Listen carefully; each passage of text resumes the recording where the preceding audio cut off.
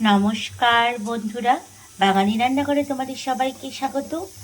আজকে আমার রান্নাঘরে নিয়ে চলে এলাম আবারও একটা নতুন রেসিপি তোমাদের সামনে। আজকে আমি বানাবো ফুলকপি দিয়ে আর আলু দিয়ে পোস্ত। আমরা ফুলকপি অনেক রকমভাবেই খাই, আর আজকে বানাচ্ছি কিন্তু ফুলকপি দিয়ে আলু দিয়ে পোস্ত। পোস্ত তো আমরা পটল পোস্ত খেয়েছি, ঝিঙে পোস্ত, ডাঁটা পোস্ত, পেঁয়াজ পোস্ত, অনেক রকম পোস্তই হয়। আমার কথা শুনে একবার ফুলকপি দিয়ে পোস্তটাও রান্না করে খেয়ে দেখবে কতটা ভালো লাগে। তো কথা না বাড়িয়ে চলো রান্নার দিকে যাই।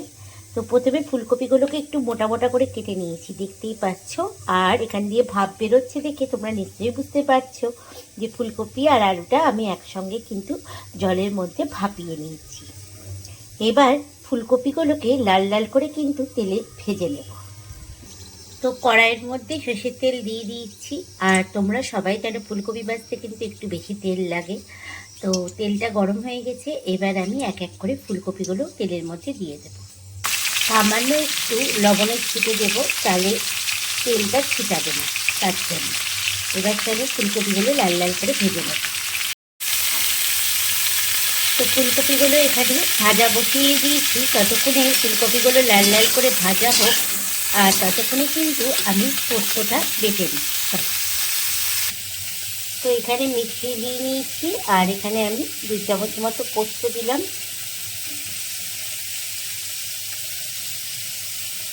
এখানে কিন্তু তোমরা একটা কাজ করবে, যখন পোস্তটা বাটবে তখন কিন্তু এই পোস্তটার সঙ্গে, যেহেতু পোস্তের পরিমাণটা অনেকটা বেশি লাগে, তার জন্যই বলছি এই কাজটা করবে, তাহলে দেখবে সুবিধা হবে।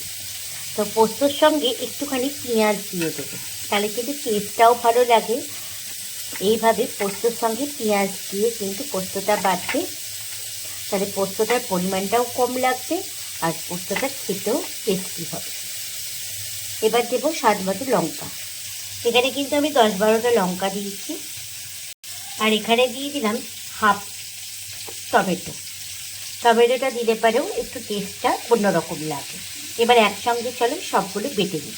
তো পোস্তটা এখানে আমার মিহি করে বাটা হয়ে গেছে, আর ফুলকপিটাও দেখো এখানে লাল লাল করে ভাজা হয়ে গেছে। এবার ফুলকপিটা কিছুটা আমি তেল থেকে তুলে নেব।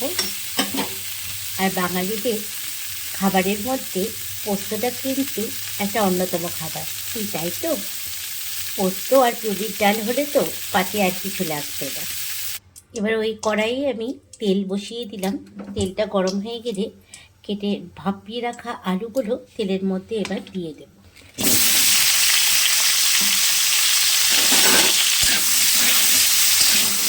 আলুগুলো একটু লাল লাল করে ভেজে নেব।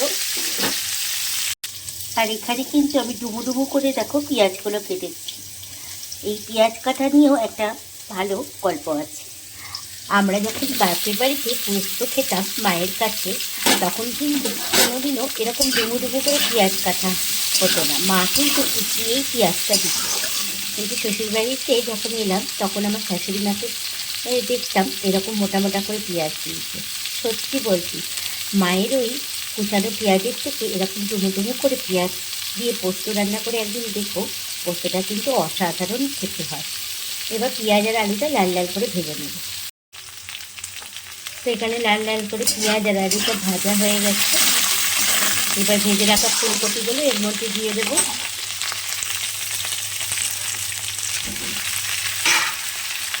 এবার একসঙ্গে ভালো করে সব মিশিয়ে নেব। এবার এর মধ্যে স্বাদ মতো লবণ আর হলুদ দেব। লবণ দিলাম, এবার স্বাদ মতো হলুদ দেব।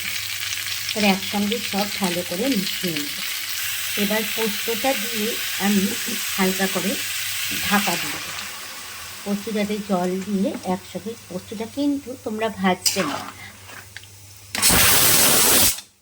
পোস্ত ভাজলে কিন্তু পোস্তর টেস্ট কিন্তু অন্যরকম হয়ে যায়, কিন্তু পোস্ত কিন্তু একদমই ভাজবে না, না ভেজে এইভাবে রান্না করে দেখো। এবার আরেকটু জল দিয়ে এটাকে ঢাকা দেবো সিদ্ধ হওয়ার জন্য। তো এইদিকে দেখো আমার ফুলকপি আর আলুটা ভালো মতো সিদ্ধ হয়ে গেছে, আর পোস্তটা হয়ে এসছে। এবার গ্যাসটা একটু বাড়িয়ে দেব, বাড়িয়ে দিয়ে একটু জলটা পোস্তর আর একটু শুকিয়ে নেব। তো ফুলকপি পোস্তটা প্রায় আমার হয়েই এসছে। এবার আমি একটু ওপর থেকে কাঁচা সর্ষের তেল দেব। তোমরা দেখে আরেকটাও বলে রাখি কথা, সেটা হচ্ছে যে কোনো পোস্ত, হয় তোমরা ফুলকপি পোস্ত করো, পটল পোস্ত করো, বা ডাঁটা পোস্ত, যে বা তোমরা আলু পোস্ত, যে পোস্তই করো না কেন, ওপর থেকে কিন্তু কাঁচা সর্ষের তেলটা দিতে ভুলবে না, তাহলে কিন্তু এর আলাদা একটা টেস্ট হয়। তাহলে আমি এখন ওপর থেকে সর্ষের তেল দিয়ে দিলাম। এবার চলো একটা পাত্রের মধ্যে এটাকে নামিয়ে নেব। তো রেডি হয়ে গেছে আমার ফুলকপি আলু পোস্ত। তাহলে এই রেসিপিটা তোমাদের কেমন লাগলো অতি অবশ্যই কমেন্টস করে জানিও।